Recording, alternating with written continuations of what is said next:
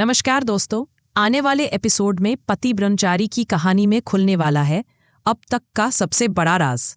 आरव और दादी की फुसफुसाती आवाजें उसके कानों में गूंज रही थी। काव्या को कुछ भी पता नहीं चलना चाहिए, तभी हम ये प्रॉपर्टी पा सकेंगे। उस पल खुशबू के दिल की धड़कन जैसे रुक गई। उसकी आंखों में अविश्वास था, लेकिन दिमाग में एक ही बात चल रही थी, क्या मैं ये सब काव्या से छिपा सकती हूँ?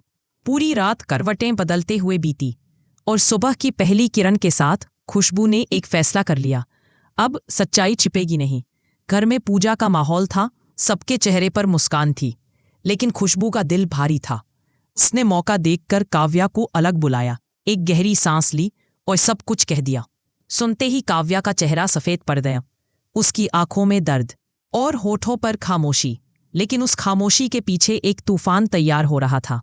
काव्या टूट तो गई थी, पर हार मानने वाली नहीं। उसने कहा, अब ये खेल उनके नहीं, मेरे नियमों पर चलेगा। अगले दिन उसने आरव से वैसा ही बर्ताव किया जैसे कुछ हुआ ही ना हो। प्यार भरी बातें, नकली मुस्कानें, सब कुछ। आरव को लगा वो जीत गया है, पर असली खेल तो अब शुरू हुआ था। डिनर के वक्त सब साथ बैठे थे। काव्या ने चुपके से अपने फोन की रिकॉर्डिंग ऑन कर दी और वहीं आरव अपनी जुबान से सच उगल बैठा। मैंने तो ये सब प्रॉपर्टी के लिए किया था, काव्या से कोई सच्चा प्यार नहीं। अगली सुबह पूरे परिवार के सामने काव्या ने वो रिकॉर्डिंग चला दी। पूरा घर सन्न रह गया।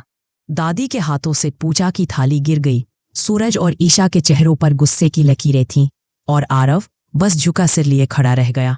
काव्या की आंखों में अब आंसू नहीं, बल्कि चमक थी।